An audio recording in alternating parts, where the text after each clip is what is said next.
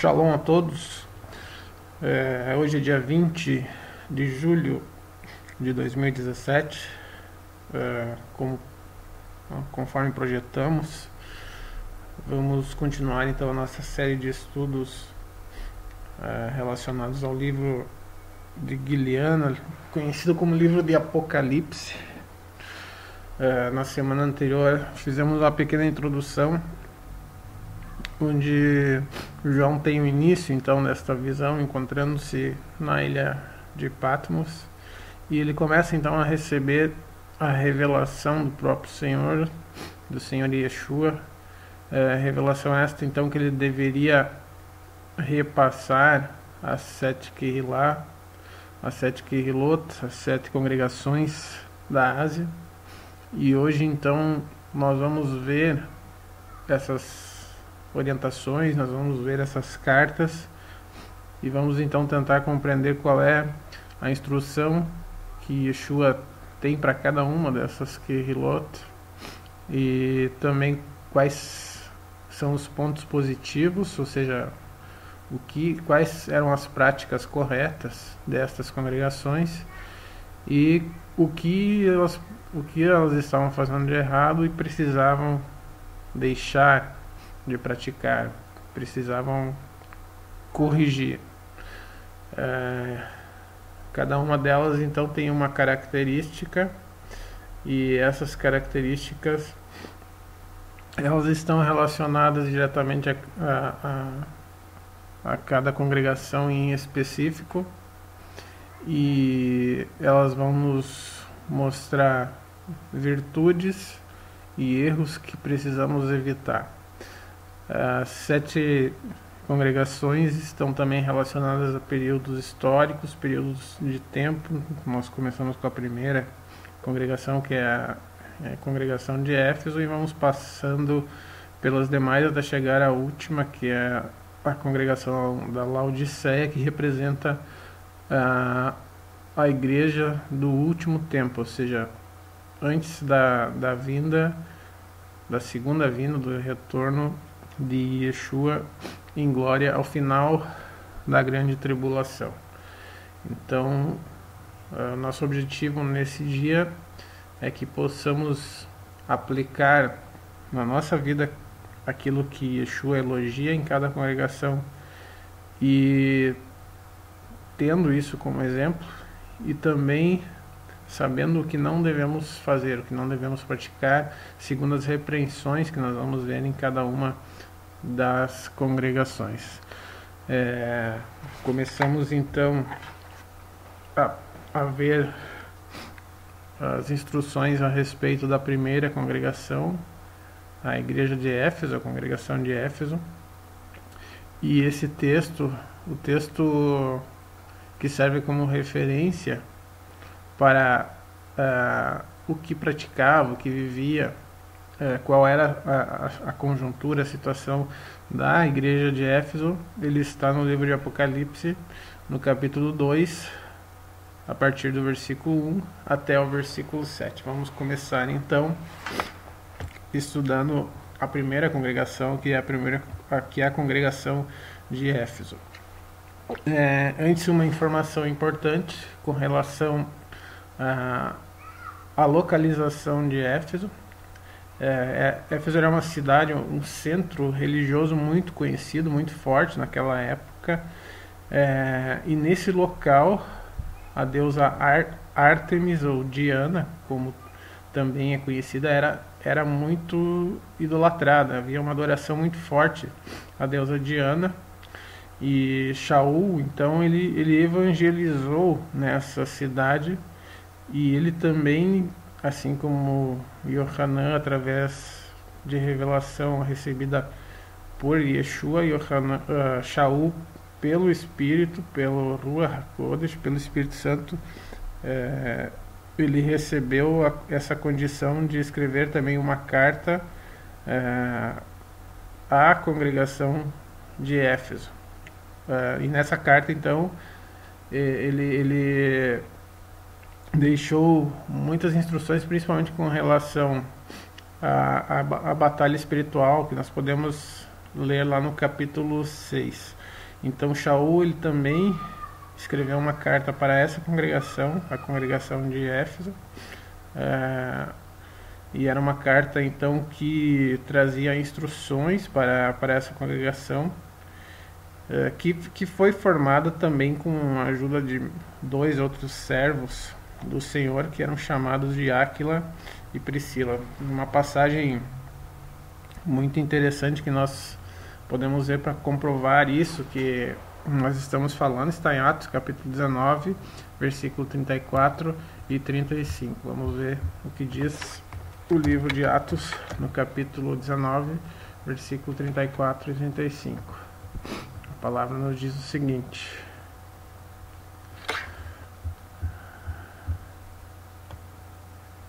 mas quando conheceram que era judeu, todos unanimemente levantaram a voz, clamando por espaço de quase 2 horas. Grande é a Diana dos Efésios.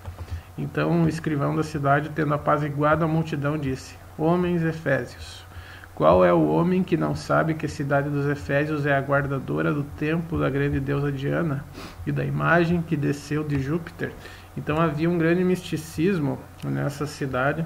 Havia uma crença muito forte de que Diana realmente havia descido dos céus, e esse era talvez um dos principais motivos que a levavam a ser reconhecida como deusa e adorada nessa cidade.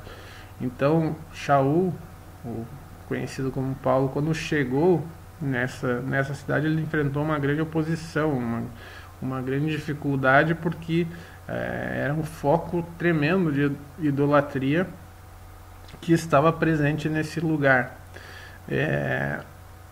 Mas ele então, com o auxílio do Espírito Santo e também com a ajuda de Áquila e de Priscila, ele deu início a uma congregação nessa cidade, nesse local que estava situado na Ásia, ainda está situado na Ásia. Conforme o que nós lemos lá em Atos capítulo 18, versículo 18 e 19, nós podemos entender o que se passou e o que aconteceu naquela época, naquele local. A palavra diz assim, versículo 18: E Paulo, ficando ainda ali muitos dias, despediu-se dos irmãos, e dali navegou para a Síria. E com ele Priscila e Áquila, tendo rapado a cabeça em Cencreia, porque tinha voto. E chegou a Éfeso e deixou-os ali, mas ele, entrando na sinagoga, disputava com os judeus. Então, enquanto Paulo ele disputava com os judeus nas sinagogas, Priscila e Áquila, eles se ocuparam então em dar seguimento à criação de uma congregação na cidade de Éfeso, que era um centro, então, um centro religioso muito forte, um centro religioso que havia uma grande idolatria, porque, como já comentamos, a deusa Ártemis ou Diana era muito adorada neste local. Então havia uma oposição diabólica, uma oposição satânica ao evangelho do Senhor. Então Shaul teve que dar início a esse trabalho de mudança, de transformação, onde as pessoas elas iriam mudar somente se fossem alcançadas pelo evangelho. E nós sabemos que isso é isso que acabou acontecendo, porque ele contava então com essa unção, com esse poder do Espírito Santo, do Ruach HaKodesh. Mas voltando ao foco principal do nosso estudo, vamos dar início então ao estudo da carta de Yohanan às 7 congregações da Ásia. A primeira delas, então, Éfeso. Vamos ler o versículo 1 do capítulo 2 do livro de Revelação. Ao anjo da Querrilá em Éfeso escreve: Isto diz aquele que tem na sua destra as 7 estrelas, que anda no meio da menorá de ouro. Então Yeshua ele inicia a carta a Kehilá, a congregação de Éfeso, afirmando que ele tem nas suas mãos, sobre as suas mãos, as 7 estrelas, ou os 7 pastores, 7 roi, ou rosh, em sua mão direita. E isso significa o quê? Que ele tem autoridade sobre esses 7 anjos, os 7 pastores. Quer dizer, eles estavam exatamente nas suas mãos.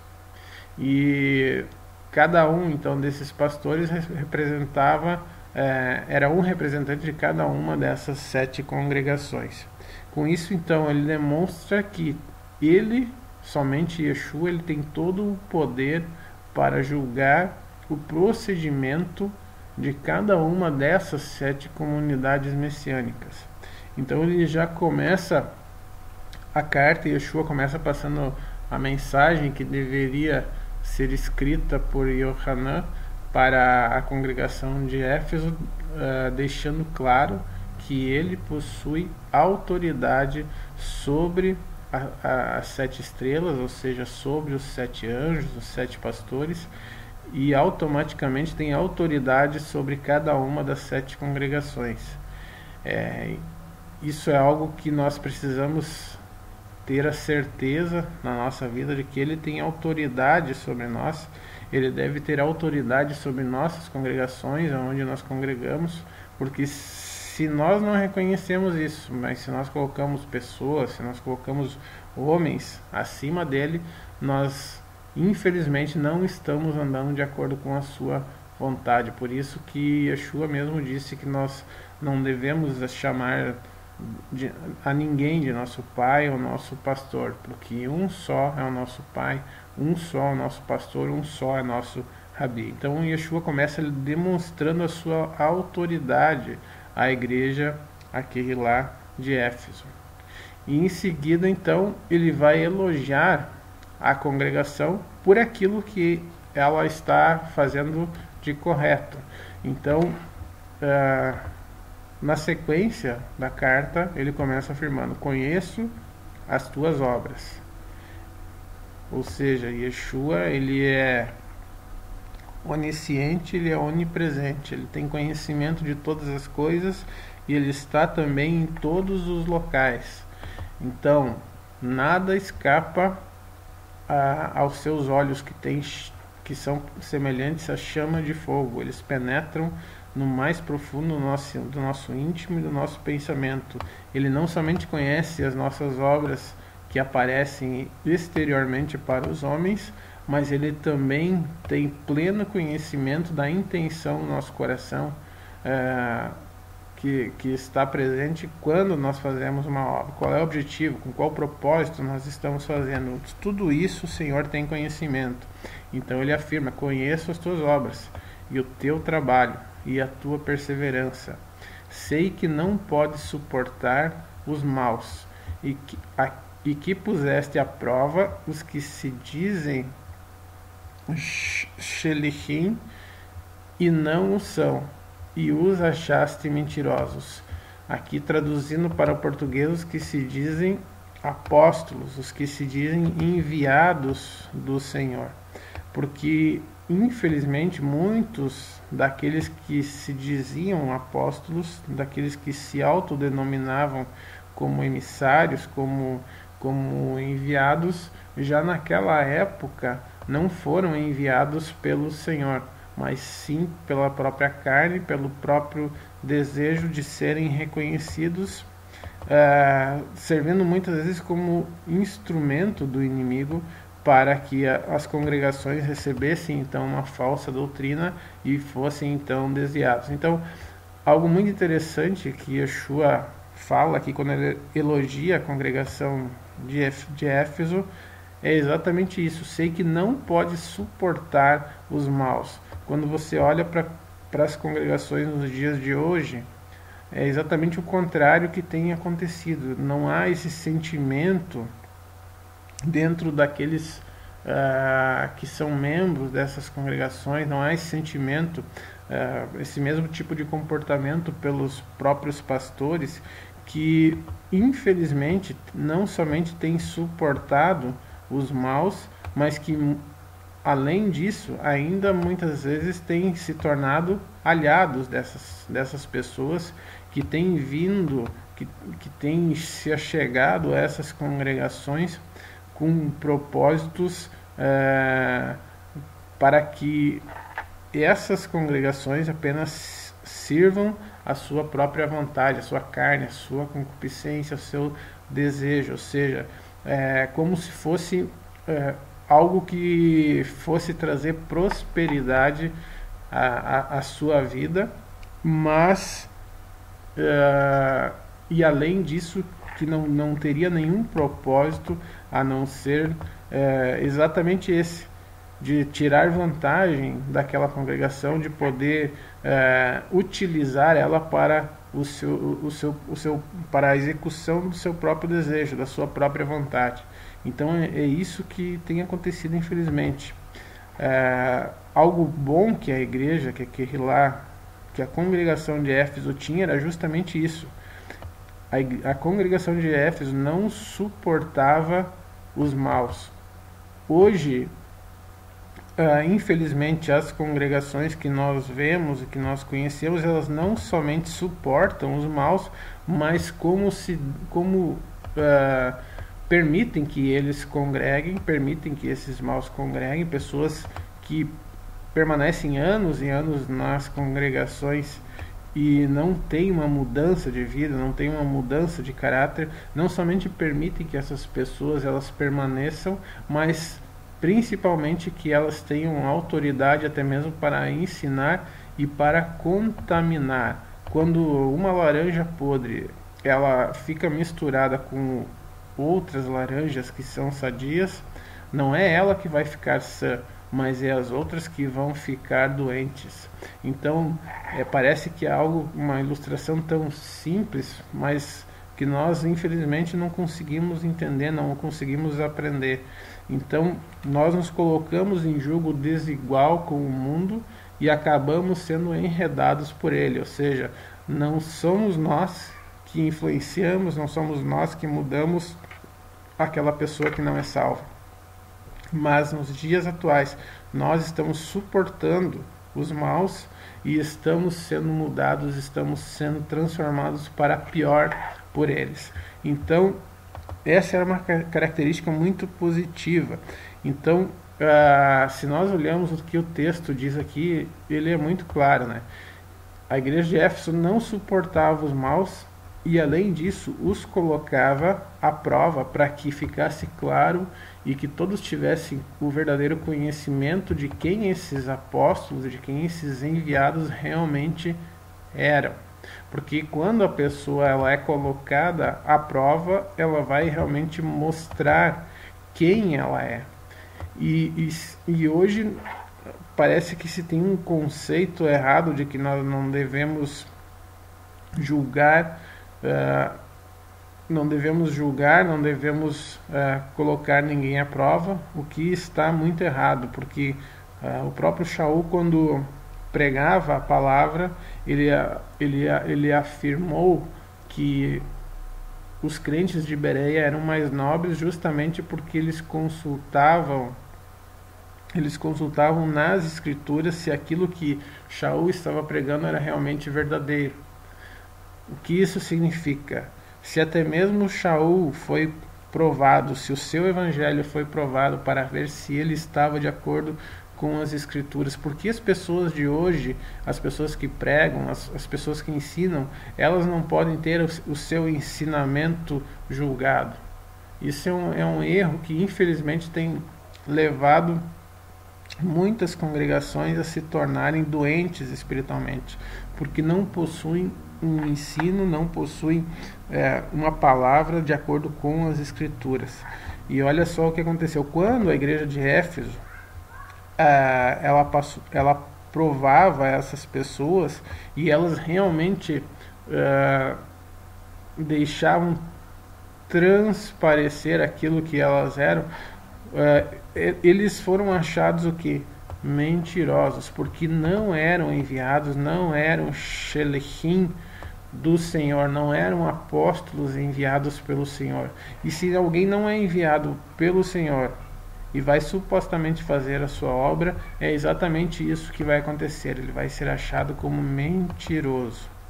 E prosseguindo, então, a palavra também disse: tens perseverança, e por amor do meu nome sofreste e não desfaleceste. A igreja de Éfeso, ela era uma congregação que tinha perseverança, não era uma congregação que se deixava abater por qualquer coisa. Também era uma congregação que sofria, que passava pelo sofrimento, pela tribulação, porque amava o nome do Senhor e por isso não desfalecia. Então Yeshua aqui nesse versículo 2 e no versículo 3, ele reconhece as virtudes que são manifestas da comunidade de Éfeso. E deixa claro que desde o início, desde o princípio, essa comunidade, essa congregação se aplicou de forma intensa à obra do Senhor, sem jamais diminuir o ritmo, sem esmorecer e sem diminuir a intensidade do seu trabalho. No entanto, a carta ela continua, e no versículo 4 e versículo 5, Yeshua então vai mostrar a Kehilá aquilo que não o estava agradando. Então ele continua falando o seguinte no versículo 4: tenho, porém, contra ti que deixaste o teu primeiro amor. Então, quando nós somos salvos, quando nós somos redimidos pelo sangue do Cordeiro, imediatamente nós recebemos, através do Espírito Santo que é derramado em nós, o amor.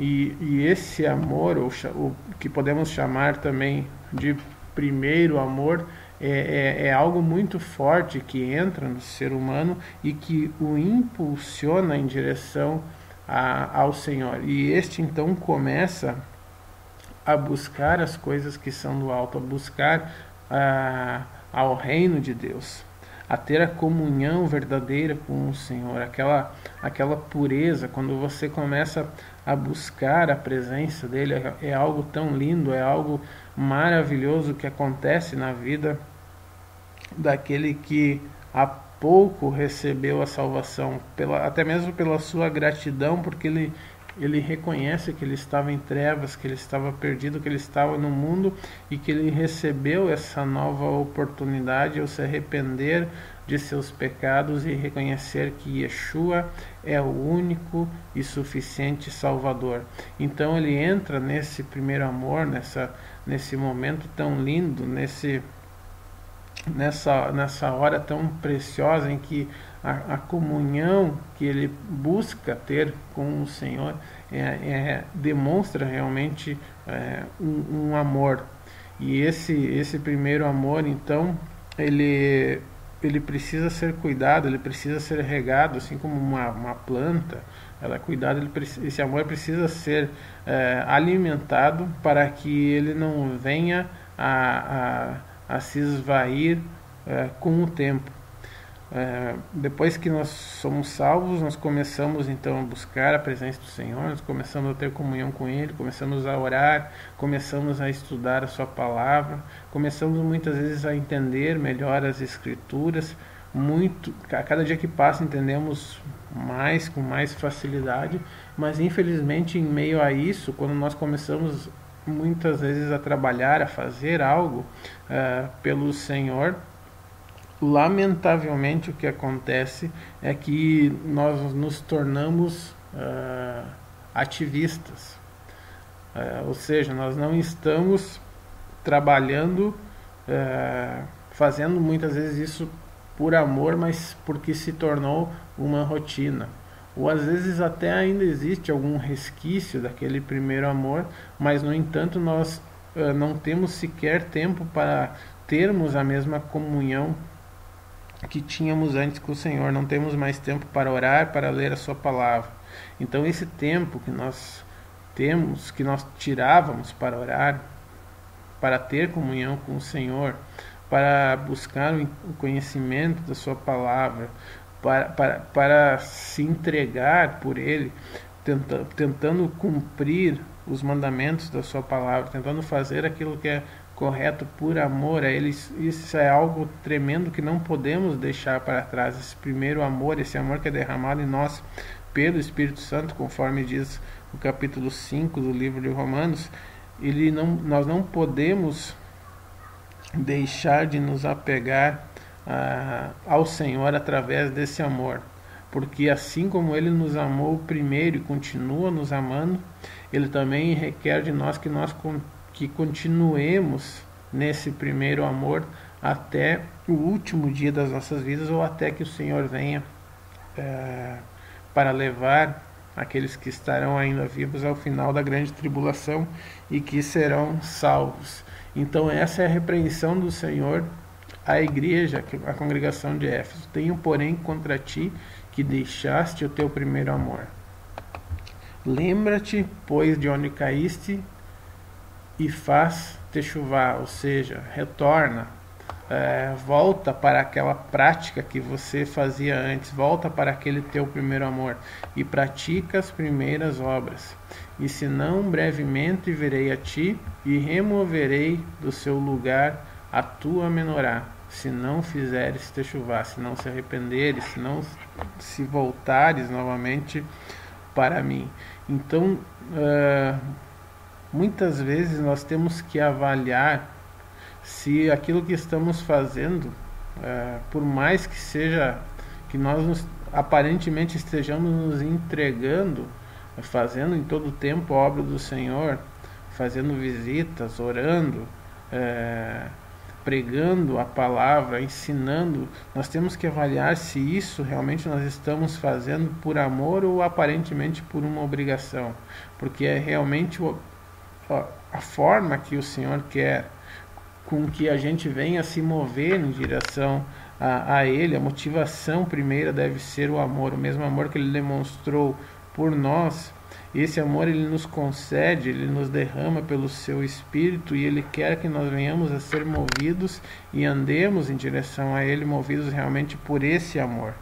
Então, isso é algo que o Senhor requer de cada um que é seu filho, de cada um que pertence a Ele, que independente daquilo que nós fazemos na sua obra, independente daquilo que das nossas obrigações, até mesmo dentro da sua obra, que isso não vire somente um ativismo, mas que nós venhamos a fazer as coisas para o Senhor realmente por amor, e que jamais venhamos a deixar de lado o tempo que precisamos ter a sós com Ele, o tempo de comunhão, o tempo de busca na sua palavra, de pedirmos pela sua graça, pela sua misericórdia, termos essa comunhão através do jejum e da oração, e que esse seja um tempo realmente de gozo para cada um de nós, onde poderemos nos alegrar na sua palavra e principalmente na sua presença. Então, Yeshua ele expõe diante da congregação de Éfeso esse erro, para que esse erro seja então corrigido, porque a palavra diz que o Senhor ele virá buscar uma noiva perfeita, sem mancha nem ruga. E ele repreende a congregação de Éfeso para que ela se arrependa, para que se volte novamente a Ele com todo o amor. Então, o que nós entendemos disso? Somente o trabalho sem amor, ele não é suficiente. Então, nós precisamos trabalhar com certeza, mas motivados pelo amor, que é o maior o maior de todos os frutos do Espírito, conforme diz a palavra lá no livro de Gálatas.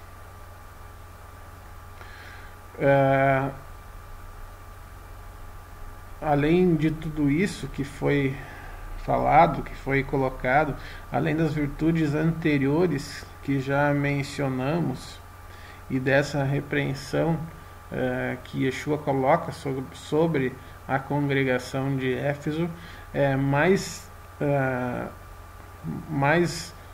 um novo registro daquilo que é falado faz uma menção à questão de que a congregação de Éfeso combatia as práticas dos nicolaítas. É o que diz no versículo 6.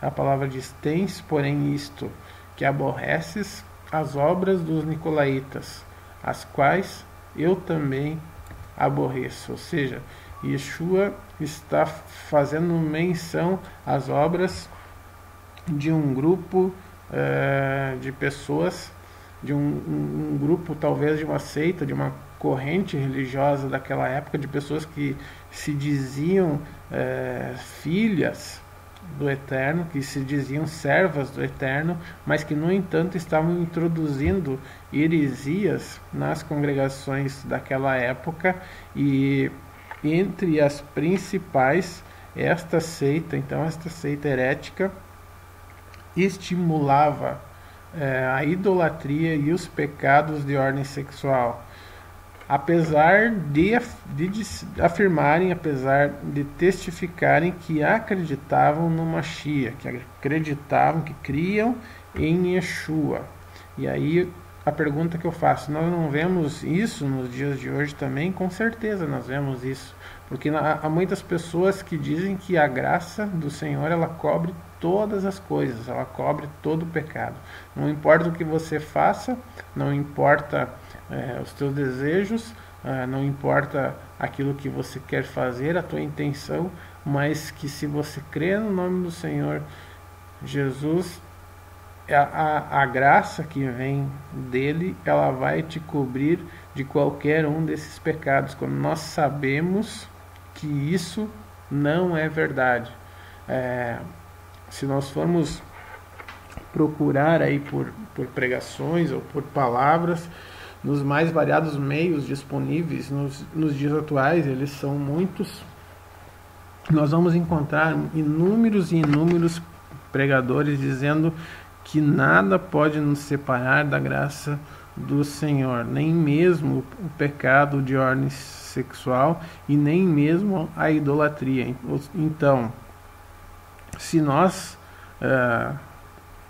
cremos em Yeshua, se nós dizemos que confiamos nele, não importa o que nós fazemos, mas mesmo assim nós continuamos salvos. Ou seja, essas pessoas também dizem, infelizmente, mais um ensino incorreto de que a pessoa não pode perder a sua salvação. E isso também é uma heresia.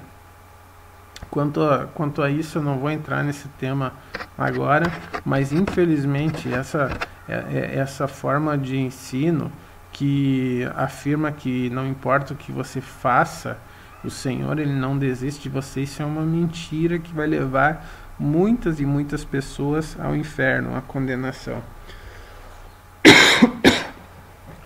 E Yeshua então conclui a carta a essa congregação afirmando o seguinte: quem tem ouvidos, ouça, isto é, escute atentamente o que a Ruach, o Espírito, diz às Kehilot. Ao que vencer, dar-lhe-ei de comer no Éden, que está no paraíso de Elohim. Ao que vencer, dar-lhe-ei de comer da árvore da vida, que está no paraíso de Elohim. Então, no final da carta, Yeshua ele sempre faz uma promessa a cada uma das 7 congregações. Ele normalmente termina dessa forma, dizendo: quem tem ouvidos, ouça o que o Espírito diz às congregações. Então ele finaliza dizendo: ao que vencer, dar-lhe-ei de comer da árvore da vida, que está no paraíso de Elohim. Ou seja, a promessa da vida eterna, de poder comer do fruto da árvore da vida, que está no jardim de Deus. A promessa da vida eterna, ela é válida para aquele que vencer, ou seja, aquele que perseverar até o fim. Então não importa se um dia nós aceitamos ao Senhor, se um dia nós somos batizados, mas o que importa é que nós venhamos a perseverar até o fim, ou seja, que nós venhamos a vencer no final da nossa vida, ou quando o Senhor voltar. Nós temos que ser vencedores, nós temos que perseverar até o último momento. Desta forma, então, o Senhor, então, ele conclui a carta aqui lá, a congregação de Éfeso. Após, então, a carta à congregação de Éfeso, nós temos na sequência a carta à igreja de Esmirna. O texto, então, relacionado com as instruções à congregação de Esmirna está no capítulo 2, versículo 8 até o versículo 11 do livro de Apocalipse. Uma informação interessante é que Esmirna era um grande centro comercial da Ásia Menor. Por estar então num ponto estratégico da rota direta do comércio entre Roma, Pérsia e Índia, era o centro comercial da Ásia Menor. Então ela era muito rica.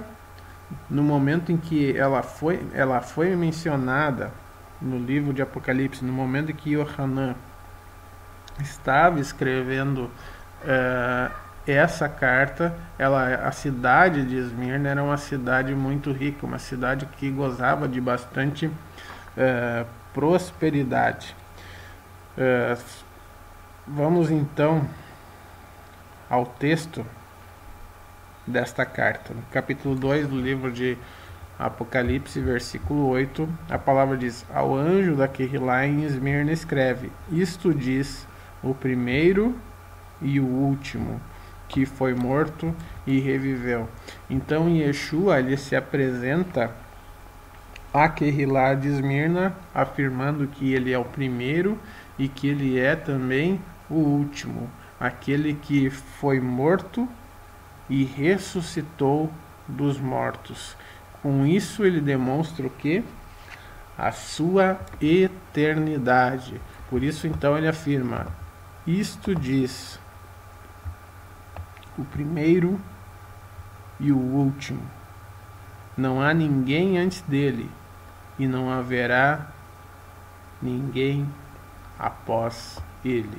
Ele é o primeiro e ele é o último, aquele que foi morto em nosso favor, mas que também em nosso favor ressuscitou, para que todo aquele que nele confia, para que todo aquele que nele crê, para que todo aquele que a ele obedece possa receber também o poder de se tornar filho de Elohim, filho do Eterno, e ressuscitar, assim como ele ressuscitou no último dia. Então ele se apresenta aqui lá de Esmirna, afirmando que ele é eterno.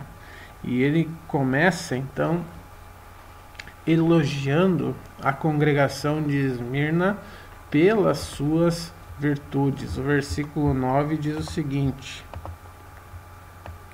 conheço a tua tribulação e a tua pobreza, mas tu és rico, e a blasfêmia dos que dizem ser judeus e não o são, porém são sinagoga de Satã. Então Yeshua, ele começa afirmando que ele conhece, ele sabe de toda a tribulação e de toda pobreza material que a igreja de Esmirna tinha. Apesar da congregação de Esmirna estar situada em uma cidade rica, a congregação em si, ela não tinha bens materiais. A congregação em si, ela passava também por diversas tribulações, mas espiritualmente ela era uma congregação rica, porque o que importava para a congregação de Esmirna não era a sua capacidade material, não era a sua ausência de dificuldades, de tribulações, a sua ausência de problemas, mas a sua riqueza espiritual. Por isso que Yeshua afirma então: mas tu és rico, ou seja, nada a ver com o que temos ouvido hoje, nada a ver com o que tem sido pregado nos dias de hoje, onde muitos ensinadores, muitos pregadores, pastores, supostos mestres têm dito, têm afirmado que para que sejamos realmente reconhecidos como filhos de Deus, temos que ser ricos, temos que ser prósperos financeiramente. Em nenhum lugar a palavra nos ensina desta forma. É uma heresia que tem se espalhado, a teologia da prosperidade. Então o Mashiach, ele imediatamente, quando fala da Kehilá de Esmirna, ele expõe então as virtudes da congregação, as obras, a tribulação, a riqueza espiritual e a paciência em suportar a perseguição de falsos judeus. Esses falsos judeus eram gentios impostores que se faziam então passar por judeus, tentando trazer à congregação práticas da tradição judaica, sendo que nem eles mesmos eram judeus. Então, essas pessoas, esses falsos judeus, eles então tentaram então trazer para essa congregação, mas sem sucesso, porque não conseguiram, falsos ensinos segundo a tradição judaica, segundo a tradição rabínica, que já haviam sido condenados por Yeshua, mas pela fidelidade, pela firmeza desta congregação que suportava a tribulação, que suportava a pobreza material e que era fiel ao Senhor, e por isso que era rico espiritualmente, recebia então entendimento das Escrituras, por ter verdadeira comunhão com o Senhor. Por isso este ensino não teve sucesso, não pôde ser implantado nessa congregação. E interessante que a carta ela prossegue no versículo 10 e no versículo 11 com uma promessa de uma dificuldade um pouquinho maior ainda do que já havia, uma tribulação ainda maior daquilo que já havia, mas acima de tudo a promessa final para esta congregação era uma promessa gloriosa. Então Yeshua, apesar de dizer que a igreja ela era fiel, se vocês observarem o texto, que é relativamente curto para a congregação de Esmirna, ela não expõe nenhuma falha, nenhum problema doutrinário, nenhuma heresia, nenhuma dificuldade nas práticas relacionadas à palavra, mas mesmo assim, apesar de tudo isso, Yeshua ainda alerta a congregação dizendo que ela iria passar por mais tribulação. Então, às vezes nós não sabemos qual é a medida da tribulação que nós podemos suportar, mas Ele conhece. Às vezes nós achamos que a tribulação ela já chegou no seu limite na nossa vida, mas o Senhor ainda sabe que nós podemos suportar um pouquinho mais, para que naquele grande dia, quando nós nos encontrarmos com Ele, a nossa experiência seja ainda mais gloriosa, e o galardão que estará preparado para nós por causa da nossa fidelidade, por termos suportado a dureza da tribulação, será imensurável e incomparável. Então, o Mashiach, ele não repreende a Kehilá, não repreende a congregação de Esmirna, mas alerta que ela ainda assim, mesmo tendo um proceder praticamente perfeito em relação à palavra, em relação à vontade do Senhor, mesmo assim ela ainda seria provada por mais um pouco, sendo que aquele que perseverasse então até o fim receberia o galardão, a recompensa da vida eterna. Isso é algo muito interessante, né? Apesar das dificuldades financeiras, apesar da perseguição, e mesmo sendo uma congregação fiel, ela ainda passaria por perseguições. Se nós fôssemos pregar essa mensagem nos dias de hoje, quantos aceitariam? Quantos aceitariam saber que, apesar da sua fidelidade, apesar de serem pessoas pobres financeiramente, ainda passariam por mais dificuldades? Quantos aceitariam essa mensagem nos dias de hoje? Então Yeshua diz: não temas o que hás de sofrer. Eis que o acusador está para lançar alguns de vós na prisão, para que sejais provados, e tereis uma tribulação de 10 dias. Sê fiel até a morte, e dar-te-ei a coroa da vida. Quem tem ouvidos, ouça, isto é, escute atentamente o que a rua diz às Querilot. O que vencer, de modo algum sofrerá o dano da segunda morte. O que vencer, de forma nenhuma, será separado da presença do Senhor, mas estará com ele para sempre, pelos séculos dos séculos. Então, algo importante que nós aprendemos aqui é que o inimigo, o acusador, o diabo, ele não desiste de tentar desviar aqueles que realmente pertencem ao Senhor, mas ele trabalha até o último instante para que você venha a negar a sua fé, a sua confiança em Yeshua HaMashiach. E aqui está a prova. A palavra diz: eis que o acusador está para lançar alguns de vós na prisão. Ou seja, alguns desta congregação foram lançados na prisão para serem provados. E a palavra diz que eles tereis uma tribulação de 10 dias, ou seja, por 10 dias eles seriam talvez torturados e tentados a negarem o nome de Yeshua, para que, se assim o fizessem, fossem soltos, tivessem a sua vida preservados. Mas Yeshua afirma o seguinte: ser fiel até a morte, dar-te-ei a coroa da vida.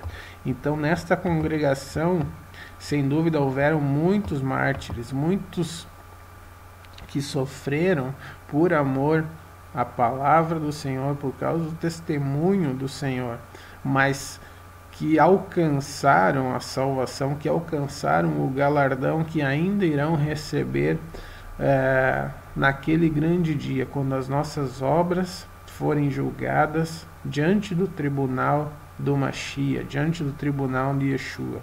Então esta era a congregação de Esmirna, uma congregação que era perseguida, uma congregação que passava por tribulação, que passava por dificuldade, mas mesmo assim se mantinha fiel e era considerada rica, porque tinha em si o verdadeiro ouro que permanece, o tesouro espiritual, o tesouro que era guardado nos céus, que era guardado na presença do Senhor, para que seja entregue como recompensa, como galardão no dia que está determinado. Depois disso, então, nós temos a carta à igreja de Pérgamo, texto Apocalipse capítulo 2, versículo 12 até o versículo 17. Pérgamo era um centro de adoração a muitas deidades. Era então um dos maiores centros asiáticos de adoração pagã, com várias deidades. Por isso que Yeshua chama esta cidade de trono de Satanás. Vamos começar então a ver o que Yeshua tem a dizer a esta congregação.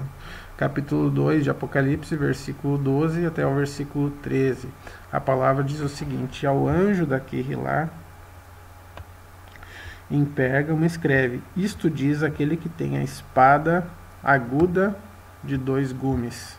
Sei onde habitas, que é onde está o trono de Satã, mas retens o meu nome e não negaste a minha fé. mesmo nos dias de Antipas, minha fiel testemunha, o qual foi morto entre vós, onde Satã habita.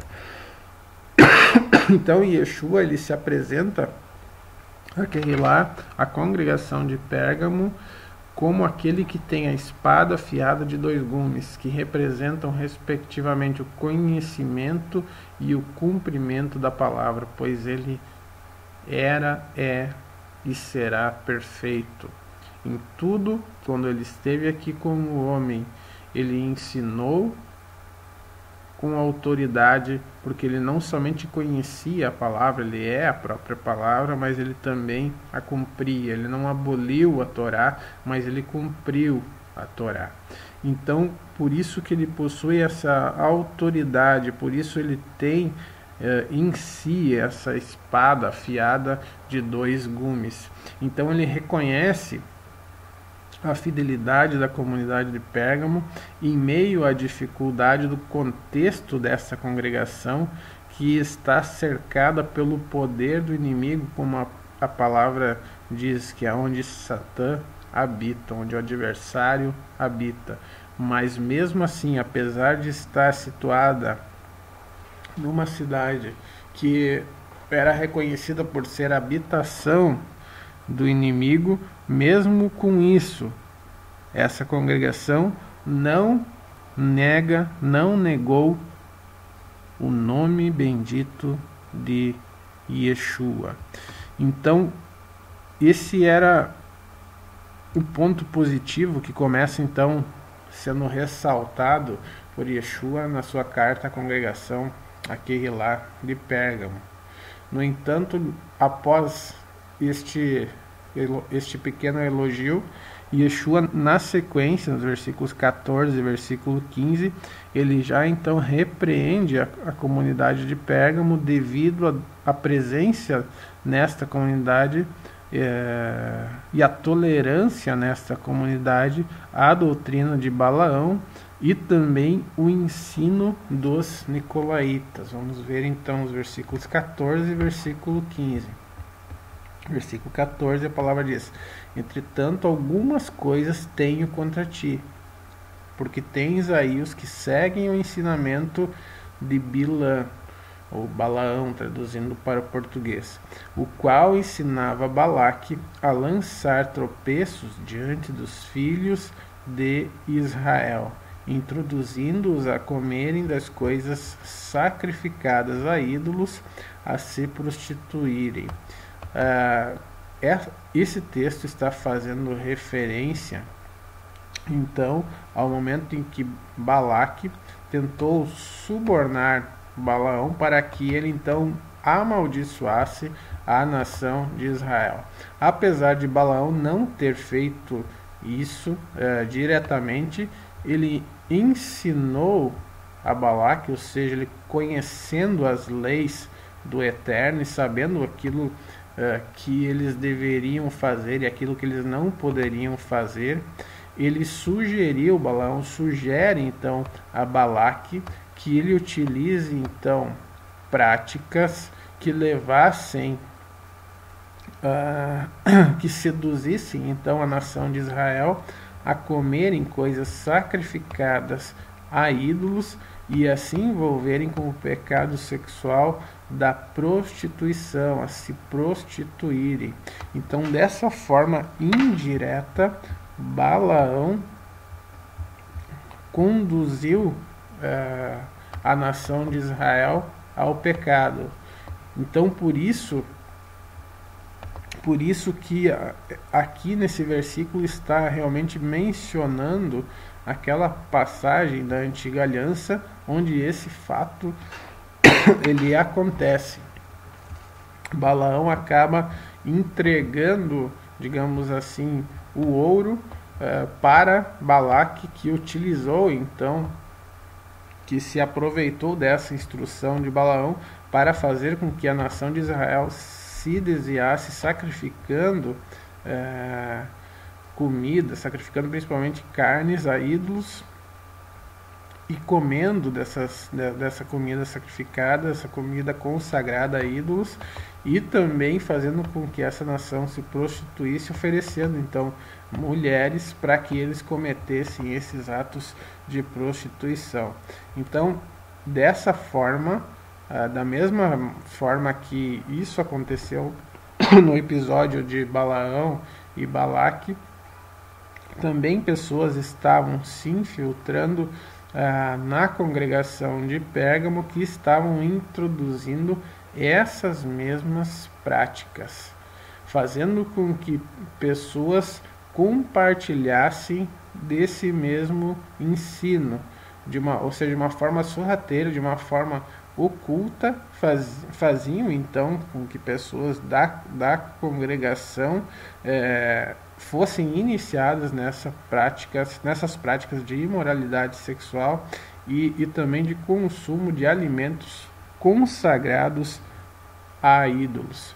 Então, Yeshua repreende a congregação de Pérgamo por causa do que foi relatado nesse versículo 14, e também porque no versículo 15 a palavra diz assim: tens também alguns que de igual modo seguem o ensinamento dos nicolaítas. A igreja de Éfeso, que foi a primeira congregação que nós vimos, ela odiava, ela não aceitava os ensinos dos nicolaítas, que igualmente, assim como Balaão, também induz as pessoas a caírem na prática da imoralidade sexual. Então, da mesma forma, do mesmo modo, haviam pessoas na congregação de Pérgamo que, ao contrário da congregação de Éfeso, toleravam, então, aceitavam receber o ensinamento dos nicolaítas. Então, o que era um ponto positivo para a congregação de Éfeso, que não tolerava o ensino dos nicolaítas, já era diferente, já não se comportava da mesma forma na congregação de Pérgamo, ou seja, o ensino dos nicolaítas era aceito. Então, por isso que Yeshua, então, repreende de uma forma bem forte a congregação de Pérgamo. E por fim, então, Yeshua afirma que esta congregação ela deve se arrepender imediatamente. Ele afirma o seguinte: arrepende-te, pois, ou senão virei a ti em breve. Ou seja, o arrependimento ele deve ser rápido. Nós devemos abandonar rapidamente o pecado. Nós devemos sair rapidamente do Egito, assim como a nação de Israel saiu imediatamente após a sua liberação.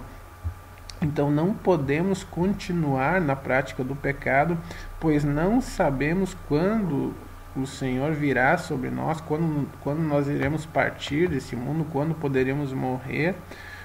E sabemos também que os juízos da grande tribulação devem começar num período muito curto, muito breve. Sabemos que logo todas essas coisas, todos esses juízos serão desatados. E como não sabemos isso, não podemos brincar com essas coisas, não devemos ficar na permanência do pecado, mas abandoná-lo imediatamente. A palavra continua afirmando: e contra eles batalharei com a espada da minha boca. Quem tem ouvidos, ouça, isto é, escute atentamente o que a Ruach diz às Querilot. Ao que vencer, darei do maná escondido, e lhe darei uma pedra branca, e na pedra um novo nome escrito, o qual ninguém conhece senão aquele que o recebe. Então Yeshua termina a carta a Querilá de Pérgamo afirmando que aquele que vencer, ou seja, aquele que se arrepender do seu pecado, ele receberá, aquele que abandonar a doutrina de Balaão, aquele que abandonar a prática ensinada pelos nicolaítas, aquele que se voltar para ele será restaurado e será salvo. Mas para isso é necessário arrependimento verdadeiro, arrependimento genuíno e perseverança até o fim, até que ele venha ou até a nossa morte, para que no final de todas essas coisas nós realmente alcancemos a salvação e venhamos a vencer essa guerra, essa batalha espiritual. Esse é o grande objetivo dessa instrução que Yeshua deixa então a congregação de Pérgamo. Tudo isso que nós estamos vendo, todas essas instruções servem também para as congregações atuais. Se nós estamos envolvidos em uma congregação em que qualquer uma dessas práticas que são repreendidas por Yeshua, ela está presente, nós temos que nos arrepender primeiramente e posteriormente repreender aqueles que estão no meio dessas congregações, dessas denominações, para que eles também tenham essa oportunidade de arrependimento. Caso a congregação, de uma forma geral, não queira abandonar essas práticas, nós é que teremos que sair. É uma questão de nos separarmos para vivermos uma vida de santidade. Santidade é o Senhor, é o que diz a palavra. Então, nós não podemos estar no meio daquilo que é impuro. O Senhor, ele sempre concede uma oportunidade de arrependimento, mas quando as pessoas não querem ouvir, nós temos que sair e começar a congregar com pessoas que realmente queiram compromisso com o Eterno. A quarta carta, então, seria a carta à igreja que lá de Tiatira. Essa carta, então, ela está descrita no capítulo 2 também, a partir do versículo 18 até o versículo 29. Essa congregação, então, estava situada na cidade de Tiatira, também dentro do território da atual Turquia, na Ásia, e situada, então, em uma cidade pequena, mas principalmente dedicada ao comércio. A cidade, então, de Tiatira, ela era relativamente pequena, mas ela tinha dentro de si uma grande associação comercial que mantinha refeições dedicadas a um Deus pagão. Nós sabemos que não existe outro Deus além do Eterno, além de Yeshua. Então, quando usamos a expressão Deus e não estamos nos referindo ao Eterno, escrevemos sempre com letra minúscula, sabendo que na verdade não são deuses, mas sim demônios que atuam nas áreas superiores contra os santos, contra aqueles que foram chamados pelo Senhor, tentando impedi-los de alcançarem o objetivo principal de suas vidas, que é a salvação. E isto era um problema muito grande, então, para os crentes em Yeshua, que fossem eventualmente membros dessa associação, porque eles não poderiam se misturar. Então o Mashiach, ele começa se apresentando a essa congregação da seguinte forma, a congregação de Tiatira. Ao anjo da Querrilá em Tiatira escreve: isto diz o filho de Elohim, que tem os olhos como chama de fogo e os pés semelhantes a metal do Líbano. Então Yeshua, ele se apresenta a Querrilá de Tiatira como sendo aquele que vê todas as coisas, aquele que tem onisciência sobre toda a obra humana e que, portanto, tem conhecimento da situação de cada membro da congregação, ou seja, ele vê tudo aquilo que está no nosso pensamento, a nossa intenção, o nosso desejo. Não há nada que possa ser escondido dos seus olhos, que são como chama de fogo e penetram profundamente dentro de nós. Então Yeshua, no versículo 19, ele vai reconhecer as virtudes da Querrilá de Tiatira, afirmando o seguinte: conheço as tuas obras e o teu amor e a tua fé e o teu serviço e a tua perseverança, e sei que as tuas últimas obras são mais numerosas que as primeiras. Ele começa então imediatamente reconhecendo as virtudes da Querrilá, falando a respeito das obras, do sentimento, do fervor em relação à comunhão com o Senhor, em relação com o seu reino, falando também e elogiando esta Kehilá por causa da sua dedicação relacionada em fazer, em trabalhar para o reino de Deus, em trabalhar para o Senhor. E Yeshua, ele é justo acima de todas as coisas, ele reconhece tudo aquilo que está correto, tudo aquilo que está certo, para que a congregação ela não somente corrija aquilo que está errado, mas também para que ela venha manter aquilo que está certo. Muitas vezes nós fazemos isso, muitas vezes nós acabamos nos arrependendo, corrigindo aquilo que está errado, mas esquecemos de continuar fazendo aquilo que estava correto. Então precisamos ter esse equilíbrio, precisamos saber que devemos sempre manter aquilo que está certo e também passar a fazer aquilo que não estávamos fazendo corretamente. Logo depois desse pequeno elogio no versículo 19, imediatamente ele começa então a repreender a congregação do versículo 20 até o versículo 24, afirmando o seguinte: mas tenho contra ti que toleras a mulher Jezabel, que se diz profetiza. Ela ensina e seduz os meus servos a se prostituírem e a comerem das coisas sacrificadas a ídolos. E dei-lhe tempo para que se arrependesse, e ela não quer se arrepender-se da sua prostituição. Eis que a lanço num caixão e numa grande tribulação os que cometem adultério com ela, se não se arrependerem das obras dela. E ferirei de morte a seus filhos, e todas as Kehilotes saberão que eu sou aquele que esquadrinha os rins e os corações, e darei a cada um de vós segundo as suas obras. Digo-vos, porém, a vós, os demais que estão em Tiatira, todos quantos não têm este ensinamento, e não conhecem as chamadas profundezas de Satã, que outra carga vos não porei. Então essa é a forte repreensão que Yeshua tem contra a Kehilá de Tiatira, afirmando então que esta congregação tolera a Jezabel, que se diz profetiza, mas que profetiza, na verdade, em nome de um outro Espírito, que não é o Espírito Santo. Uma coisa que nós precisamos entender é que a autoridade de uma congregação, o pastor de uma congregação, ele, em primeiro lugar, ele deve ser homem. Isso as escrituras elas deixam muito claro. Se você pegar a história dos profetas, tanto do Tanar como da Brit Hadashah, do conhecido no Antigo Testamento como do Novo Testamento, a autoridade para dirigir uma congregação, ela sempre foi concedida a homens. Os representantes das 12 tribos de Israel eram homens.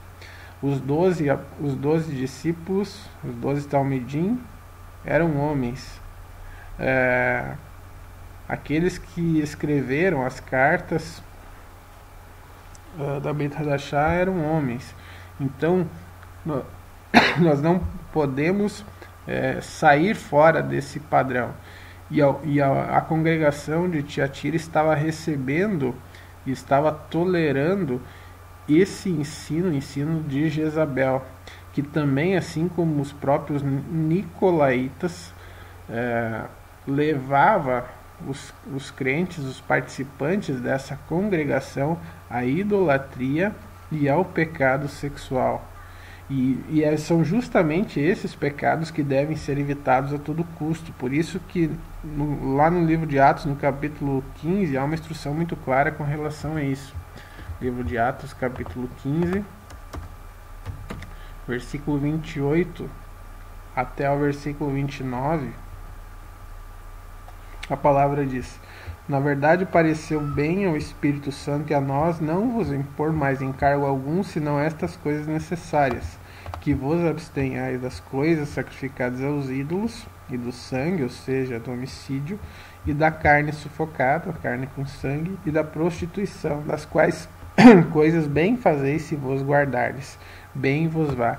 Mas era justamente dessas coisas que estavam terminantemente proibidas que Jezabel, essas coisas ela estava utilizando para fazer com que os crentes da igreja de Tiatira as praticassem para que viessem a cair, para que viessem a ser derrubadas. Ou seja, Jezabel, o ensino do espírito de Jezabel tentava levar a congregação à prática da idolatria e do pecado sexual.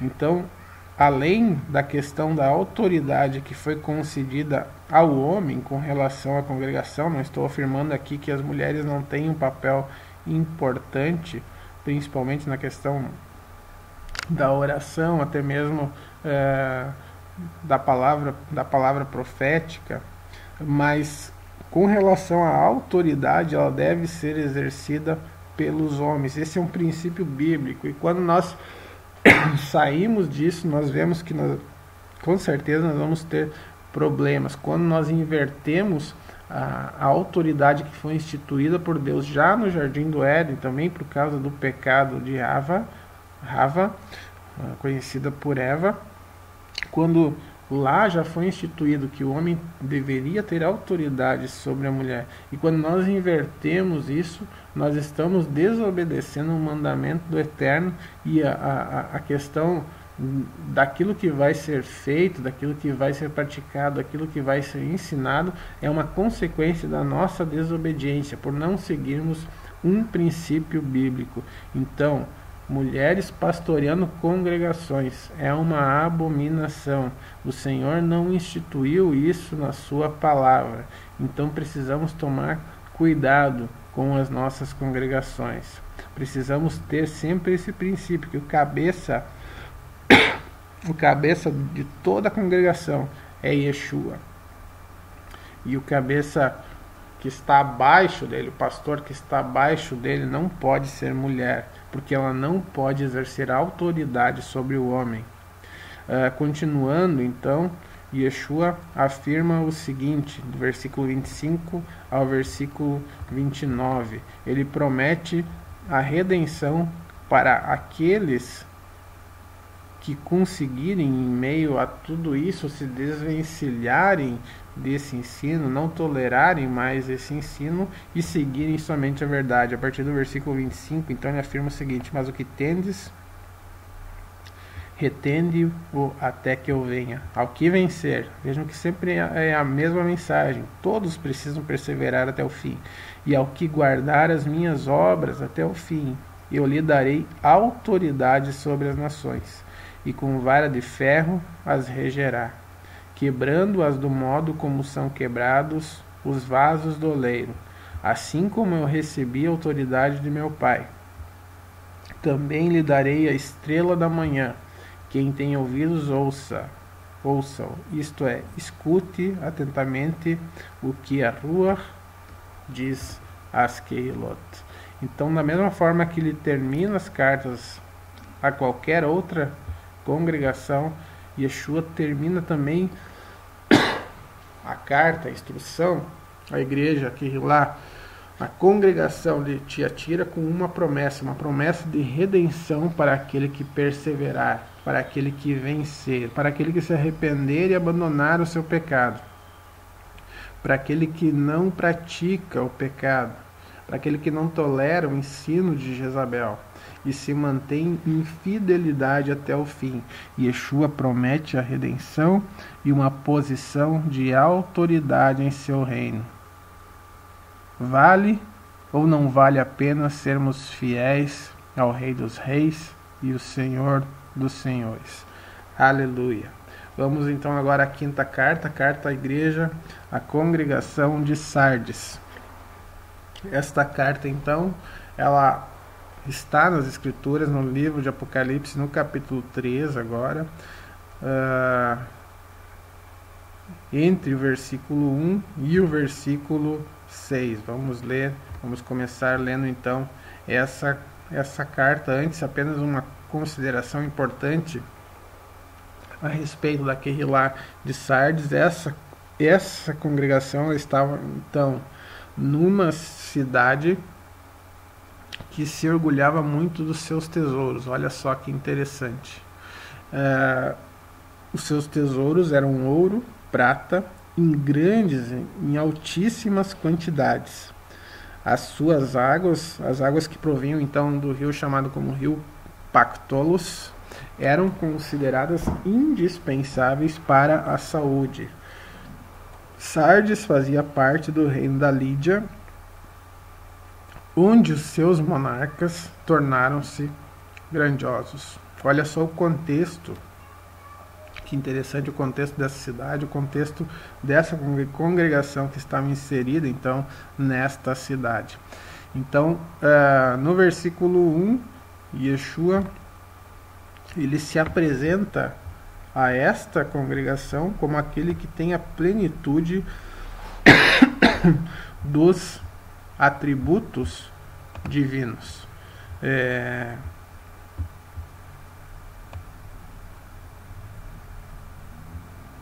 Vamos então ler então a carta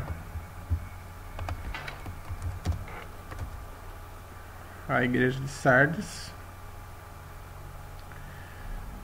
E a palavra diz o seguinte: ao anjo da igreja que está em Sardes, escreve: isto diz o que tem os 7 Espíritos de Deus e as 7 estrelas. Conheço as tuas obras, que tem nome de que vives e estás morto. Nessa primeira parte, no início da carta a Querrilá de Sardes, Yeshua se apresenta: isto diz o que tem os 7 Espíritos de Deus e as 7 estrelas. Ou seja, ele inicia a carta à congregação de Sardes, deixando claro que ele tem a plenitude da manifestação da divindade, ou seja, 7 manifestações do Ruach de Elohim que estão descritas em Isaías, no capítulo 11, versículo 2. Vamos ver o que diz em Isaías, no capítulo 11, versículo 2, para que nós possamos entender o que é realmente a plenitude dessa divindade, que está tão claramente descrita e profetizada já pelo profeta da antiga aliança. A palavra então diz: repousará, a respeito de Yeshua, do Mashiach que viria, repousará sobre ele o Espírito do Senhor, o Espírito de sabedoria e de entendimento, o Espírito de conselho e de fortaleza, e o Espírito de conhecimento e de temor do Senhor. Então a plenitude, essas 7 manifestações do Espírito do Senhor estão na sua plenitude sobre Yeshua, e ele se apresenta à congregação de Sardes como tendo a plenitude dessas 7 manifestações. E logo após se apresentar como aquele que tem a plenitude dessas 7 manifestações do Ruach, do Espírito de Elohim, mostrando que nada está fora do seu alcance, do seu conhecimento, nada pode ser escondido dos seus olhos. Depois disso, depois dele se apresentar, nós vamos ver que a essa congregação ele não faz nenhum elogio, assim como nós vamos ver na última congregação, que é a congregação de Laodiceia, a igreja de Sardes, a congregação de Sardes também não é feito nenhum elogio, e ele imediatamente já expõe a preocupante situação espiritual da Querrilá de Sardes, quando ele afirma o seguinte: conheço as tuas obras, que tens nome de que vives e estás morto. Quantas congregações não têm vivido pela sua aparência, não têm demonstrado uma vida que na verdade não possui, uma vida que não tem? É isso que nós temos visto nos dias de hoje. A nossa congregação é grande, a nossa congregação é bonita, a nossa congregação é rica, nós temos isso, nós temos aquilo, nós temos um grande número de membros, mas na verdade nós estamos mortos, porque nós estamos cheios de pessoas mortas. Nós temos uma congregação cheia, mas que não possui nenhuma vida. O nosso nome é conhecido. Nós temos nome daqueles que vivem, mas na verdade estamos mortos. É com muita tristeza que nós afirmamos isso. Muitas congregações, a maioria das congregações que têm sido reconhecidas pelo ser humano, elas na verdade não possuem nada de espiritual, nada da presença de Deus. E é esse cenário que nós temos visto nos dias de hoje. Então Yeshua pede que haja nessa congregação um cuidado com os que estão quase mortos, com aqueles que podemos chamar e podemos dizer que estão então moribundos. Se nós lermos o versículo 2, é assim que nós vamos entender, pelo menos. Se vigilante e confirma os restantes que estavam para morrer, ou seja, estavam quase mortos, porque não achei as tuas obras perfeitas diante de Deus. Então haviam 3 classes de pessoas na congregação de Sardes: os mortos, que tinham o nome daquele que vive, mas estavam mortos; os moribundos, que são esses que estão aqui mencionados, que estavam para morrer, ou seja, aquele que está para morrer é alguém que está moribundo; e alguns poucos que estavam vivos. Confirma os restantes. E esses vivos então eram pouquíssimos. Yeshua então pede que o pastor, que o anjo desta Kehilá, se preocupe em salvar ainda os que estão a ponto de morrer, não deixando que esses percam a sua salvação. Ou seja, alguém que está a ponto de morrer, por mais que ele esteja moribundo, é porque ele tem ainda um pouquinho de vida, ele tem talvez um pequeno sopro da presença de Deus, do Espírito, do Ruach Elohim, dentro de si.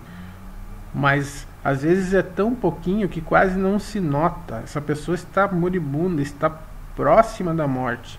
Mas a repreensão de Yeshua, então, é que essas pessoas ainda recebam um cuidado, talvez uma última tentativa para que possam ser salvas. A situação espiritual desta congregação, então, ela é terrível. Ele continua falando: lembra-te, pois, do que tens recebido e ouvido, e guarda-o e arrepende-te, e se não vigiares, virei sobre ti como um ladrão, e não saberás a que hora sobre ti virei.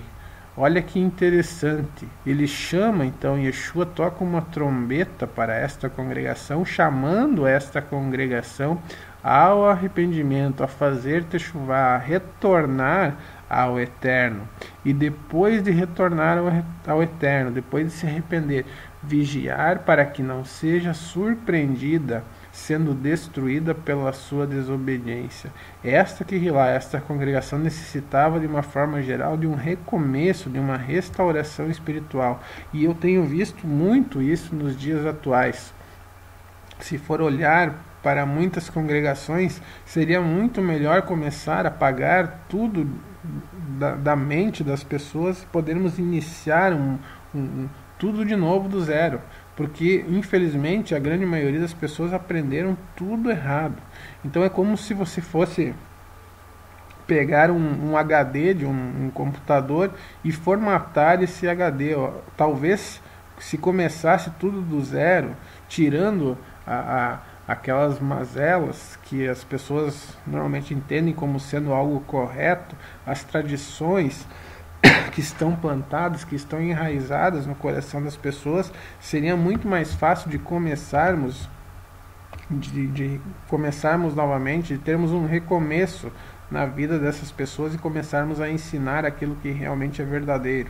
Então, por isso que Yeshua, ele fala exatamente isso: lembra-te, pois, o que tens recebido e ouvido, e guarda e arrepende-te. Então Yeshua clama para que essa congregação ela se volte para ele em arrependimento. Caso essa congregação não se volte, caso essas pessoas não se voltem para ele, e se não vigiares, virei sobre ti como um ladrão, e não saberás a que hora sobre ti virei. Ou seja, nós não sabemos quando teremos o último dia da nossa vida. Precisamos estar sempre prontos, sempre preparados para o dia em que Ele nos chamar. E ele continua: mas também tens em Sardes algumas pessoas que não contaminaram suas vestes e comigo andarão de branco, porquanto são dignas disso.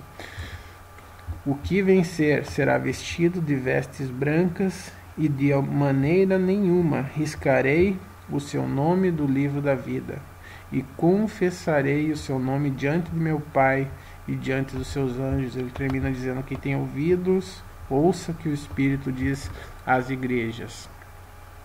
A terceira classe, que era a menor classe, a classe daqueles que ainda eram salvos, que ainda eram vivos nessa congregação, eles não iriam ser condenados por causa do modo de viver da grande maioria daqueles que estavam mortos.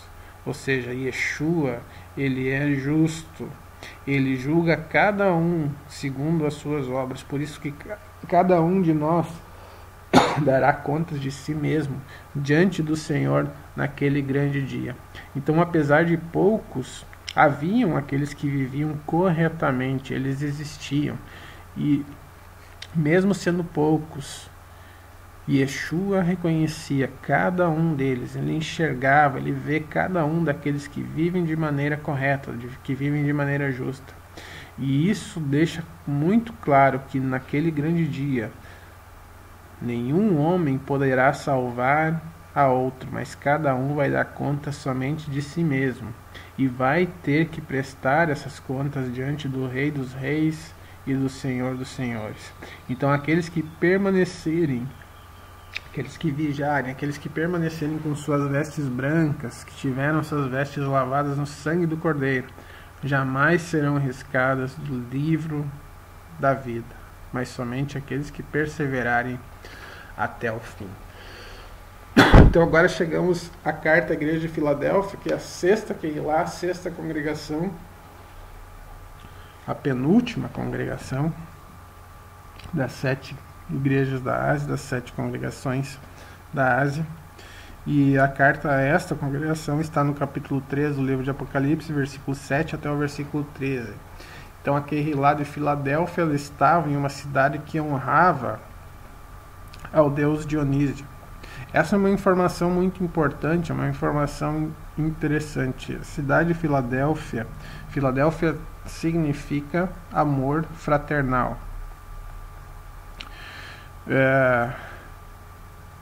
Filadélfia, então, assim como era o nome da cidade, também por este nome, Filadélfia foi chamada a esta congregação. Nesta cidade havia uma grande produção de vinho. E esse vinho, o produto que era produzido na cidade então, de Filadélfia, ele era bastante usado para honrar o deus Dionísio, também conhecido por Baco, que é o deus, o demônio, podemos dizer assim, que é relacionado ao vinho. Então esta cidade ela foi destruída, acabou sendo destruída no século 17. Desculpem, foi destruída no ano de 17 depois de Cristo por um terremoto, mas depois disso ela foi reconstruída pelo imperador Tibério. Nesse momento, então, em torno do ano 95 depois de Cristo, ela já estava em pleno funcionamento e havia então muita plantação de vinho, de uva, perdão, e através das uvas era produzido então o vinho, que era utilizado para honrar o deus Dionísio ou deus Baco. Interessante que Yeshua ele se apresenta então a esta congregação como sendo o santo e o verdadeiro. A palavra diz no versículo 7, capítulo 13: ao anjo da igreja que está em Filadélfia escreve: isto diz o que é santo, o que é verdadeiro, o que tem a chave de Davi, o que abre e ninguém fecha, e fecha e ninguém abre. Então o Mashiach ele já se identifica a essa congregação como sendo o santo E o verdadeiro, aquele que possui a chave para abrir e para fechar todas as portas que ele desejar. Ou seja, ele tem toda a autoridade nos céus e na terra para abrir ou para fechar tudo aquilo que ele quiser. Então, Yeshua imediatamente ele reconhece a fidelidade, interessante que tem uma relação direta com o nome também da congregação. No versículo 8 ele afirma: conheço as tuas obras, eis que diante de ti pus uma porta aberta, e ninguém a pode fechar. Tendo pouca força, guardaste a minha palavra, e não negaste o meu nome.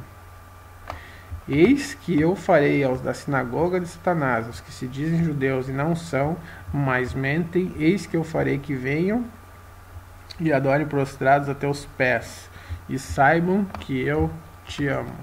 Então o Mashiach ele elogia a Kehilá de Filadélfia pela sua fidelidade, pela sua perseverança, e afirma que os seus membros seriam honrados, aqueles que pertenciam à congregação fiel de Filadélfia seriam honrados por causa das suas obras e seriam reconhecidos por aqueles que vivem um falso evangelho, aqueles que acham que estão com tudo bem diante do Senhor, mas que vivem na falsidade, que vivem no engano. Esses então seriam humilhados diante do Senhor e diante desses que eram realmente fiéis. Então esses que se diziam crentes, mas não eram crentes verdadeiros, eles seriam humilhados diante daqueles que são fiéis. Por isso que vale a pena nós sermos fiéis, vale a pena nós servirmos ao Senhor, porque aquele que serve a Ele recebe também a honra, recebe também o reconhecimento, não reconhecimento humano. Isso é algo que nós não devemos buscar, porque o reconhecimento humano ele não quer dizer absolutamente nada para nós. Muitas pessoas são reconhecidas por homens, mas na verdade essas pessoas estão muito longe de viver um verdadeiro evangelho. Então, se nós estamos fazendo a obra de Deus, se nós estamos fazendo aquilo que é certo, aquilo que é correto, se nós estamos seguindo a sua palavra, não devemos nos preocupar com reconhecimento, porque a recompensa ela virá do Senhor. Em seguida, no versículo 10, um dos textos que é muito usado pelos pré-tribulacionistas, afirma o seguinte: como guardaste a palavra da minha paciência, também eu te guardarei da hora da tentação que há de vir sobre todo o mundo para tentar os que habitam na terra. Não há dúvida que aqui também está fazendo uma referência à grande tribulação, porque está falando da hora da tentação que há de vir sobre todo o mundo, ou seja, uma tentação que virá sobre toda a humanidade, que nós não vimos ainda até os dias atuais, mas que está chegando. Então o Mashiach ele está prometendo, Yeshua está prometendo proteger a Kehilá, a congregação da Filadélfia, aqueles que são fiéis, aqueles que se encaixam nesses atributos durante a grande tribulação. Aqueles que estiverem aqui, então, serão protegidos, não serão tirados. Guardar é justamente proteger, não tem nada a ver com tirar. Por isso que o Mashiach afirma que por causa da fidelidade, aqueles que se encaixam nessas características serão guardados, serão protegidos. Então haverão pessoas, até porque haverão pessoas que chegarão vivas até o final da grande tribulação. Nesse momento então serão arrebatadas ao final da grande tribulação, porque foram guardadas na grande tribulação pelo Eterno. Assim como a nação de Israel foi guardada durante o derramamento das 10 pragas no Egito, ela não sofreu as pragas apesar de estar na terra. Da mesma forma, aqueles que forem fiéis, aqueles que se prevenirem, aqueles que crerem na promessa do Senhor, serão também guardados com vida até o final da grande tribulação, onde aí sim serão arrebatados. Muitos serão mártires, muitos perderão a sua vida, principalmente por não terem dado ouvidos aos avisos que estão sendo feitos com relação à iminência da grande tribulação. Quando todas essas coisas começarem, não haverá mais tempo para nos prevenirmos, principalmente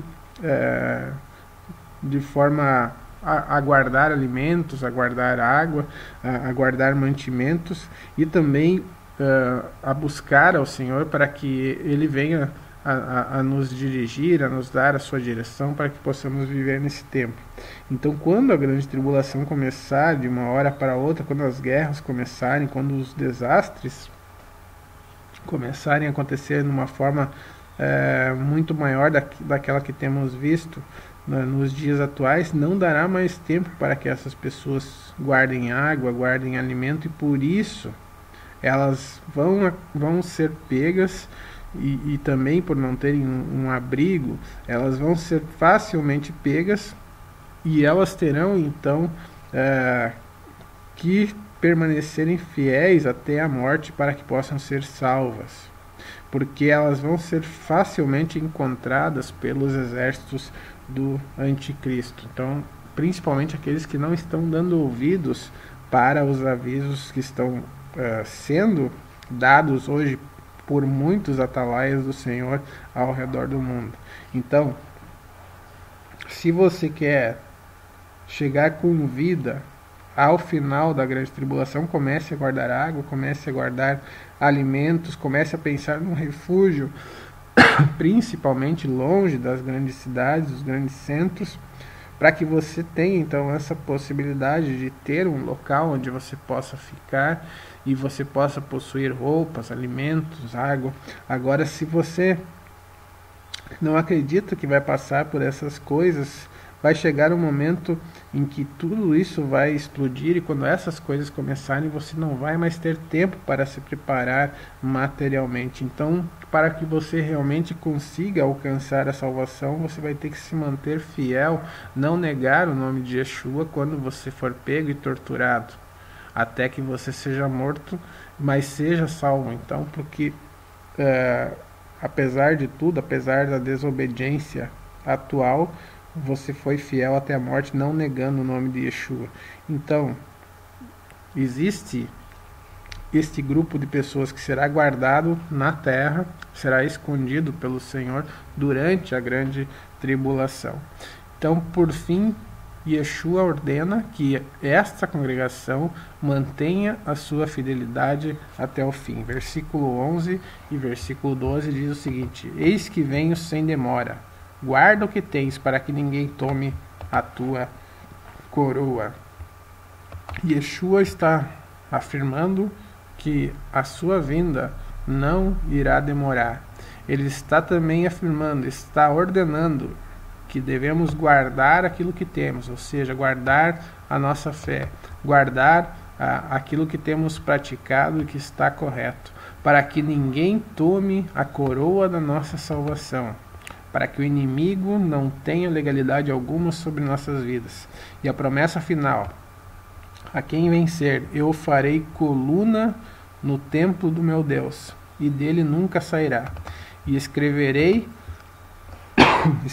sobre ele o nome do meu Deus e o nome da cidade do meu Deus, a nova Jerusalém, que desce do céu do meu Deus, e também o meu novo nome. Eu farei coluna no templo do meu Deus, ou seja, aquele que for fiel, aquele que se mantiver em fidelidade, aquele que se mantiver andando nos caminhos do Senhor, que perseverar até o fim, se tornará coluna no templo do Eterno, será reconhecido e será honrado diante dos demais santos pelo Senhor. Então, busque a presença de Deus e se mantenha fiel a Ele, que você será plenamente recompensado. Por fim, chegamos então à última carta, a carta a carta à igreja da Laodiceia, que está descrita no capítulo 3 de Apocalipse, dos versículos 14 até o versículo 22. Então, esta congregação aqui lá de Laodiceia, ela se localizava numa cidade uma cidade próxima a um vale muito fértil. A cidade de Laodiceia, que vem originalmente da palavra Laodice, que era o nome da esposa de Antíoco II, antigo imperador romano, se situava próxima de um vale fértil e de majestosas montanhas, e ficava a sudoeste da cidade de Filadélfia, muito próximo da cidade de Filadélfia. Então ficava a cidade de Laodiceia. Mas nós vamos ver que o proceder dessa congregação é totalmente oposto à forma de viver, à fidelidade da igreja de Filadélfia. Ele começa então se apresentando a essa congregação da seguinte forma: Apocalipse capítulo 3, versículo 14, a palavra diz o seguinte: ao anjo da igreja que está em Laodiceia escreve: isto diz o Amém, a testemunha fiel e verdadeira, o princípio da criação de Deus. Yeshua se apresenta a Kehilá, a congregação de Laodiceia, como sendo o princípio. No princípio criou Deus os céus e a terra. Isso é o que diz lá no livro de Bereshit, Gênesis 1:1. No princípio era a palavra estava com Deus e a palavra era Deus. Isso é o que diz Yohanan, capítulo 1, versículo 1. Então o Mashiach, ele se apresenta à congregação de Laodiceia, afirmando que ele é o princípio de todas as coisas, afirmando que ele é o Amém, a testemunha fiel e verdadeira, o início, o princípio da criação de Deus. Ou seja, ele é o Amém. Nele, no Senhor, nós temos a resposta das nossas orações, porque ele é o Amém, ele é aquele que dá o aval para que venhamos a receber do Senhor aquilo que estamos pedindo, se, é claro, aquilo que estamos pedindo está de acordo com a sua vontade. Caso contrário, não vamos receber. Então, ele se apresenta dessa forma e já inicia a carta fazendo uma séria advertência. Versículo 15 e versículo 16. A palavra diz: conheço as tuas obras, que nem és frio nem quente, quem dera foras frio ou quente. Assim porque és morno, e não és frio nem quente, vomitar-te-ei da minha boca. Uma informação importante: a água que abastecia a cidade de Laodiceia chegava até a cidade através de uma fonte distante, que chegava até a cidade por meio de aquedutos. Por isso, até essa água chegar, até ela percorrer todo esse caminho, toda essa distância, ela chegava morna até a cidade. Da mesma forma que a água chegava morna até a cidade, com essa mesma temperatura, estava, segundo o Senhor, segundo Yeshua, o Mashiach, se comportando e vivendo espiritualmente esta congregação de forma morna, com essa temperatura que é intragável. Se você vai tomar uma água que é realmente para matar a sua sede, a temperatura ideal é que ela esteja gelada. Se você vai tomar um café, o café precisa estar quente. Dificilmente você vai tomar alguma bebida, seja lá qual bebida for, que ela vai ser agradável na tua boca se ela for morna. Ou seja, ela não era fria e não era quente. Ela não agradava ao paladar quando ela precisava ser gelada, e também não agradava ao paladar quando ela precisava ser quente. Infelizmente, essa congregação ela tinha essa característica, e essa mesma característica, talvez, que muitas congregações elas possuem nos dias de hoje. Elas são congregações mornas. Elas são congregações que têm pessoas que querem estar conectadas com Deus, mas também querem estar conectadas com o mundo. Elas querem dividir o seu tempo com Deus e também com o mundo. Ou seja, elas querem receber as bênçãos de Deus, elas querem receber as coisas, as promessas que Deus tem em sua palavra, mas não querem fazer nada, não querem cumprir as suas obrigações, não querem executar aquilo que a palavra manda fazer para que tenham e que recebam o direito a essas promessas, a usufruir dessas promessas. Então, as pessoas hoje, elas acham que elas só têm direitos, mas não têm obrigação nenhuma. A palavra de Deus, ela é uma carta do Eterno para nós, e ela é também um contrato de uma aliança, um contrato de casamento. Nesse contrato estão escritas as obrigações e os direitos do noivo, que é Yeshua, e da noiva, que é aquele lá, que é a congregação do Eterno. Infelizmente, a congregação, a noiva, ela está querendo apenas usufruir dos seus direitos, mas não quer cumprir as obrigações que estão descritas e registradas nessa carta. Por isso que ela é morna. Ela quer por um lado, ela quer a comunhão com Deus, ela quer receber o poder, ela quer receber a autoridade, mas ela não quer fazer aquilo que é necessário para receber esse poder, essa autoridade, para fazer a obra do Senhor. Então, é dessa forma que temos vivido, e é isso que temos visto, e é essa congregação, são as características dessa Kehilá que tem dominado o mundo atual. E não temos dúvida alguma que o período histórico que vivemos hoje, se formos colocar cada uma das 7 congregações numa sequência histórica, sem dúvida, nós vivemos o tempo dessa última congregação, a congregação da Laodiceia, que infelizmente estará presente até a vinda do Senhor. Por isso que ele diz em sua palavra: quando vier o Filho do Homem, por acaso encontrará fé na terra? No versículo 17, ele continua dizendo: como dizes, rico sou, estou enriquecido e de nada tenho falta, e não sabes que és um desgraçado e miserável e pobre e cego e nu. Esta congregação, ela acha que ela é rica, ela acha que não tem falta de nada, que não precisa nada, ela acha que é tudo aquilo que ela não é, tudo aquilo que ela realmente não representa, porque o Senhor, ele diz exatamente isso: não sabes que és um desgraçado, miserável, pobre, cego e nu. Então o Senhor, ele coloca diante de nós essa situação. Nós estamos cegos, nós não enxergamos as coisas diante dos nossos olhos. Muito pior se torna o contexto quando, além de estarmos vivendo de forma errada, não temos sequer humildade de reconhecer que estamos longe dos caminhos do Senhor.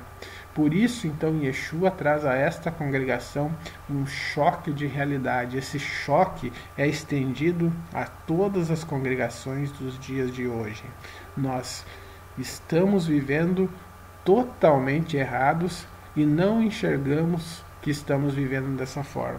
Nós sequer sabemos, nós sequer temos conhecimento da nossa real condição. E a nossa condição é péssima diante do Senhor. Nós precisamos mudar urgentemente, senão nós vamos ser consumidos pela ira do Senhor que será derramada sobre a terra. A pior cegueira é a cegueira espiritual. Então Yeshua aconselha uma mudança de direção. Por isso ele diz: aconselho-te que de mim compres ouro provado no fogo, para que tenha riquezas, ouro verdadeiro, o ouro que representa o tesouro nos céus, e roupas brancas para que te vistas e não apareça vergonha da tua nudez. As roupas brancas da santidade que está sendo deixada de lado. As pessoas acham que não precisam mais se santificar, mas a palavra diz que sem santidade ninguém verá o Senhor, e que unges os teus olhos com colírio para que vejas. Então esse é o conselho que Yeshua dá à congregação, que representa a congregação do tempo atual. Uma mudança completa de direção, um colírio para que venhamos realmente a enxergar aonde caímos e aonde estamos vivendo e por que estamos desagradando tanto ao Senhor e ao seu Espírito, a Ruach Elohim. O Machia pede que haja arrependimento, santificação e uma busca constante pela unção, pela verdade que está na palavra, saindo completamente do sincretismo religioso e das contaminações do mundo, a mistura que acontece entre as religiões, entre as denominações, que acontece entre os crentes em Yeshua e entre o mundo. Ele pede para que venhamos a sair de todas essas coisas e nos chama a uma comunhão verdadeira com Ele, para que venhamos a receber uma nova visão, um colírio que venha tirar de nós esta cegueira e que venha tirar o embaçamento da nossa visão e nos conceder uma nova direção com relação a Ele. E ele diz no versículo 19: eu repreendo e castigo a todos quantos amo. Sê, pois, zeloso e arrepende-te. Então, aqueles que dizem que Deus não castiga, eu gostaria que eles interpretassem, para que possamos entender, porque parece que não entendemos, esse versículo 19 do capítulo 3. Eu repreendo, eu, o Senhor, repreendo e castigo a todos quantos amo. Então, se você acha que Deus não castiga, que Deus não repreende, baseado no teu histórico, porque talvez você não passa por nenhuma repreensão, você não passa por problema, você tem uma vida aparentemente boa, eu queria dizer para você que você vá até a presença do Senhor e peça para Ele mostrar até para você a sua realidade espiritual. Porque se você não passa por luta, se você não passa por dificuldade, se você não passa por tribulação, se você não passa pela correção do Senhor, alguma coisa está errada na sua vida. E você não tem vivido o verdadeiro evangelho, por isso que não tem sido importunado pelo inimigo, porque ele já o tem na sua mão. Então busque a presença do Senhor e faça aquilo que Ele está mandando. Sê zeloso e arrepende-te, volta-te para Ele, porque o Senhor corrige a todos a quanto ama. Se Ele não nos corrige, se Ele não nos castiga, alguma coisa está mal no nosso relacionamento com Ele. A palavra não deixa dúvidas com relação a isso. Também no livro de Hebreus, capítulo 12, Hebreus capítulo 12, versículo 5 até o versículo 8, a palavra afirma o seguinte: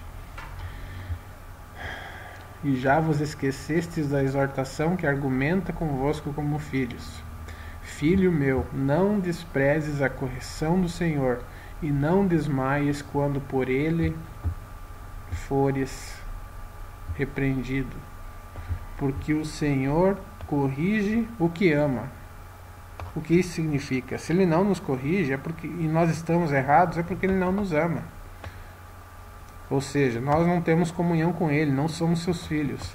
E açoita a qualquer que recebe por filho.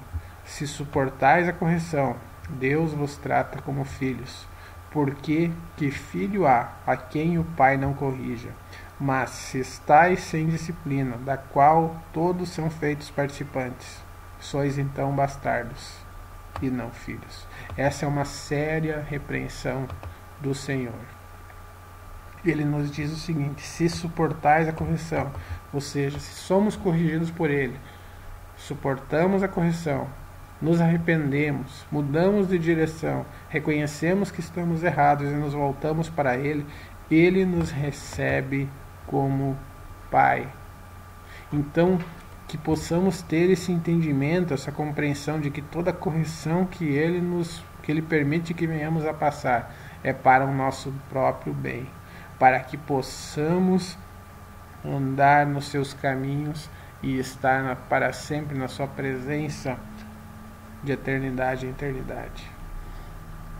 E para terminar, então, para concluir, o Senhor, o Eterno, Ele oferece uma nova oportunidade para todo aquele que mudar de direção, para todo aquele que se arrepender. Ele conclui, então, a carta àquele lá de Laodiceia, afirmando o seguinte: eis que estou à porta e bato. Se alguém ouvir a minha voz e abrir a porta, entrarei em sua casa e com ele cearei, e ele comigo. Ao que vencer, lhe concederei que se assente comigo no meu trono, assim como eu venci e me assentei com meu Pai no seu trono. Quem tem ouvidos, ouça o que o Espírito diz às igrejas. Enquanto você possui vida, ainda há uma esperança, porque Yeshua diz para você: eis que estou à porta e bato.